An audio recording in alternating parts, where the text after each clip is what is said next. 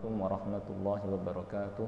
Alhamdulillah wassalatu wassalamu ala Rasulillah wa ala alihi wa sahbihi wa man tabi'a huda ila yaumil qiyamah, amma ba'd.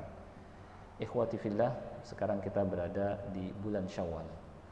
Di bulan ini ada amalan sunnah yang Rasulullah sallallahu alaihi wasallam anjurkan, yaitu puasa Syawal selama 6 hari.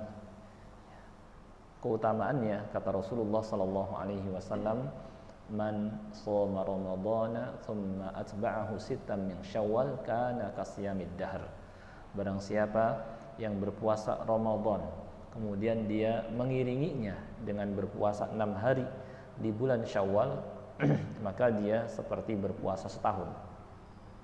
Kenapa dianggap seperti berpuasa setahun? Karena kemurahan Allah Subhanahu wa taala, satu kebaikan dilipat gandakan menjadi 10. Ya, sebagaimana firman-Nya di akhir surah Al-An'am, "Man jaa'a bil hasanati falahu 'asyru amsalihha." Barang siapa yang datang menghadap Allah dengan satu kebaikan, maka dia akan mendapatkan 10 kali lipat. Maka puasa Ramadan yang biasanya 30 hari dikali 10 menjadi 300, sedangkan 6 hari di bulan Syawal dikali 10 menjadi 60, sehingga totalnya 360, seakan-akan seperti sama seperti setahun. Ya, sama seperti setahun. Maka mereka yang berpuasa di bulan Ramadan kemudian berpuasa pula pada bulan Syawal ini 6 hari, seperti puasa setiap hari dalam setahun. Ini adalah kesempatan emas yang sekarang kita masih berada di dalamnya. Kalau kita merasa berat untuk menjalankannya, mintalah pertolongan kepada Allah Subhanahu wa taala agar dimudahkan. Dan tengoklah bulan Ramadan. Kalau di bulan Ramadan kita mampu berpuasa selama 30 hari, kenapa yang cuma 6 hari kita nggak bisa? Dan lagi pelaksananya pun dipermudah. Kita boleh melaksanakannya secara berurutan. Ya, boleh juga selang-seling. Ya, yakni kita tidak harus berurutan. Ya, dan kita pun bisa melakukannya di awal, bisa juga di pertengahan, bisa juga di bagian akhir. Sebagai tambahan, apa hukum puasa yakni Syawal sedangkan dia masih punya utang puasa Ramadan? Dalam hal ini para ulama berbeda pendapat sehingga timbul 3 pendapat. Ya. Pendapat pertama, madhab Hanabilah. Mereka berpendapat bahwa bagi mereka yang masih punya utang puasa Ramadan, hendaknya ya dia bayar dulu puasa Ramadannya, baru kemudian puasa Syawal. Ya, mereka berdalih dengan sabda Nabi Shallallahu Alaihi Wasallam yang tadi, man shoma Ramadan, barang siapa yang telah berpuasa Ramadan, menunjukkan dia hendaknya mengerjakan dulu puasa Ramadan, baru kemudian dia mengerjakan puasa Syawal. Ini menurut madhab Hanabilah, tidak bisa langsung ke puasa Syawal.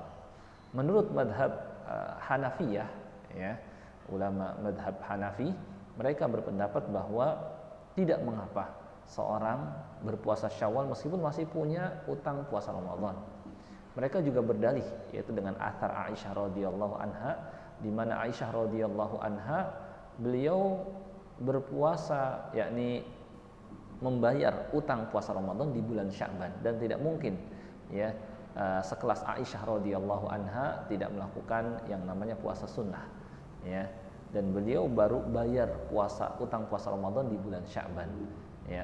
Tidak mungkin antara Ramadan dengan tiba bulan Sya'ban berikutnya beliau tidak melakukan puasa sunnah, ya. Ini alasan madhab Hanafiyah.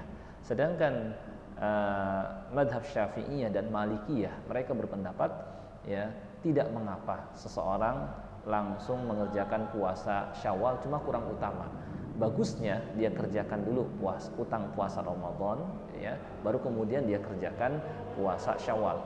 Dan sepertinya di antara 3 pendapat ini, pendapat yang paling moderat atau pertengahan adalah madhab Syafi'iyah dan madhab Malikiyah, yang berpendapat yakni tidak mengapa puasa Syawal, ya, meskipun dia masih punya utang puasa Ramadan, dia kerjakan puasa Syawal. Akan tapi afdolnya kalau misalnya bulan Syawal masih panjang, dia hendaknya kerjakan dulu utang puasa Ramadan, baru setelah mengerjakan puasa utang puasa Ramadan, dia kerjakan puasa Syawal. Inilah madhab yang pertengahan, madhab dari ulama madhab Syafi'i dan ulama madhab Maliki, ya.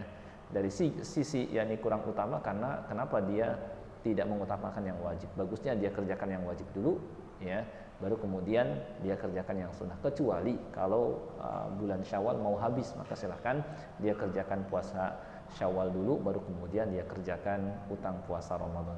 Saya kira ini sedikit faedah seputar puasa Syawal. Mudah-mudahan yang sedikit ini bermanfaat. Wallahu a'lam.